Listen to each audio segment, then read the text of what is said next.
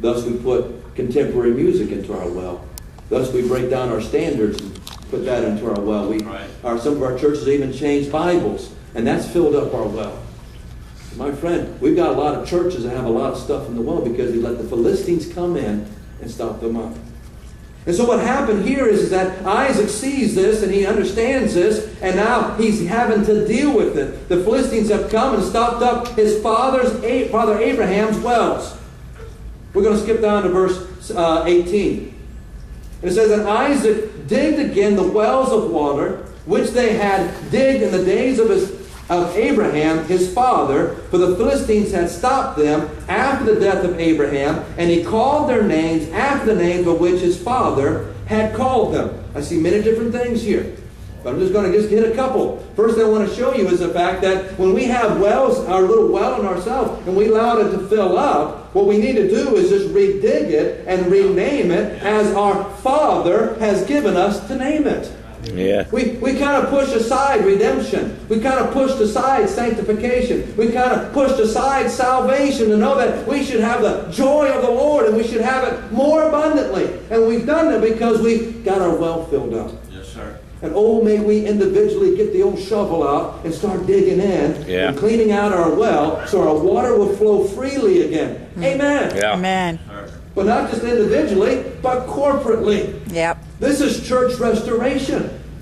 Getting into a church and finding a church of a struggling pastor, a struggling congregation, and coming in and trying to help them. There's usually something in there that's stopping them from going forward. Yeah. And when you get in, you find it and you preach on it and you try to love them through it and try to strengthen them through it. And that doesn't happen in one meeting. It doesn't happen in revival. It happens in time. Yep. Sure. Thus the need for a missionary to come in and abide. Amen. And to bring strength. Yes, sir. And so we go in, our desire is to come in as a missionary, to come alongside a struggling pastor or a struggling church and to bring out the shovel and start digging for Jesus so the water will flow again. Amen. And when the water flows, amen, and people find out there's a cool drink going on down there at the church, they will come and see. Just like we have folks that follow the fire engines going down the road. They want to see something on fire. Well, they're looking for a man, or they're looking for a lady, they're looking for a teenager, they're looking for a young person that's on fire for the Lord. Amen. But we can also say is that they're a refreshing drink of water. Yeah. It's not polluted by the things of this world. Yes, sir. And so Isaac went forth and he dug this well. And he redug this well and he named these wells as they were named before. Oh, may we have revival. We need revival. It's over here for revival. If we don't start striving to have revival individually, because that's where revival begins. Revival is not going to happen in America in of itself. Revival is not going to happen in the state of West Virginia in of itself. Revival is not going to really happen in Beckley. Revival is going to happen at the local church level, but not so much the whole body of the church. It's going to happen with 1, 2, or 3 individuals, maybe a couple more, but usually it starts with one that's on their knees, that has a brokenness from God, that starts digging and lets the water flow, and it spills onto the others, and they realize what a fresh drink tastes like, and they start digging together, and the church starts being purified, and the people want to kind of find out what's going on. Amen. So Isaac redug the wells as we need to redug the wells in revival in our life. Well, look what happened next. It's amazing on who's watching what's going on. So verse 19, after Isaac had redug these wells, verse 19, and Isaac's servants digged in the valley and found there a well of springing water. Amen. They were digging where they were. My friend, we need to dig where we are. Amen. We need to dig exactly where we are. Don't worry about your brother or your sister. Start digging in your well. Yep. And getting things right. And so Isaac's servants went digging, but yes, they had some struggles. Verse 20, and the herdmen of Gerar did strive with Isaac's herdmen, saying, the water is ours. And he called the name of it Esek, because they strove with them. They were traveling with them, but they said, this is our land, this is our well. So they took possession of it. Verse 21. And they digged another well and strove for that also. And he called the name of it Shitnah. And he removed from thence and digged another well. And for that they strove not. And he called the name of it Rehoboth.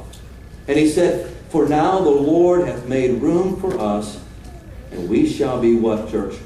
Fruitful in the land. Why are they fruitful? Because they found a well. They dug into the ground. They dug down deep, not by themselves. They had help. They worked together. Maybe the first well didn't work and the second well didn't work. Did they give up? No. They went a little further and they dug a little deeper. And as they dug a little deeper, they found what they needed to find: fresh water flowing free. Yep. My friend, don't give up when you go soul winning, telling people about Jesus. The first one may not be the well. It may not be the second one. But you keep knocking on doors and you're going to find someone that wants to get a drink and wants you to start digging. Amen? Right. Same thing with churches. We need to keep digging. We need to keep planting. Our numbers are shrinking. The statistics are staggering. I don't want to bore you with statistics, but they say that 50% of our independent fundamental Baptist church plants fail. And I believe they fail because of lack of help and support. Come on. Or maybe not be so separated that we can't join together to plant some old-fashioned independent fundamental Baptist churches. That's right, in preacher. areas that are dry. Yeah. We're looking at such an area, a little place right above the city of Harrisburg. Harrisburg, Pennsylvania itself is dry. There's a few good churches there, but they sure could use a lot more. The little town of Millersburg, just about 45 minutes up the river, 20,000 people, not a true gospel preaching church. They needed a well of life for someone to plant something there. You see, how it all began is that if we were to read the scriptures even more, and I don't want to take any more of your time, but we see, aren't you glad that the church didn't just stop in Jerusalem? Yeah. That it went from Jerusalem and they had revival in Samaria, then from Samaria up to Antioch, and there in Antioch God said, send out missionaries, amen. Paul and Barnabas went out, they planted some churches, they came back to give a report. That's what missionaries do, amen. Did they go to a foreign land? No, they just went right around where they were. They just kept reaching out. To the next city they went to, they dug another well. Yep. They went a little further and they dug another well. They went forth as a team. They went forth, sent out from the church, blessed by the church, and that's what we've got to do. We've got to replant churches from churches. See, even in our American history, if we were to go back to true Baptist history, we find our true Baptist history wasn't the received church that came over on the big boats to America. Many of the congregation was settled in the areas, and even over in Pennsylvania. And the Congregationalists didn't care for the Baptists. And so they caused the Baptists to tithe a tithe tax to the church. And the Baptists wouldn't do it. So by law, it was a tax. They took their property and took their guns and pushed them off in the wilderness. So the Baptists went over to Rhode Island, and in Rhode Island, the Baptists settled. If it weren't for the Baptists, there'd be no Rhode Island. But my friend, the Baptists started growing, and revival started happening. And such a revival was when one, Shubal Stearns organized at Sandy Creek a separate Baptist church on November 22nd, 1755. And the church grew from 16 to 606 in a very short period of time.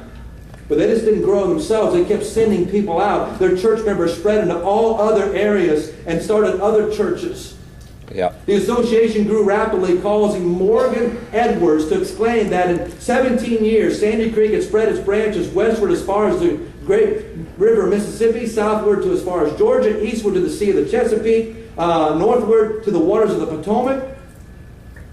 And my friend, in those 17 years, it became mother, grandmother, great-grandmother to 42 churches, which sprang 125 preachers.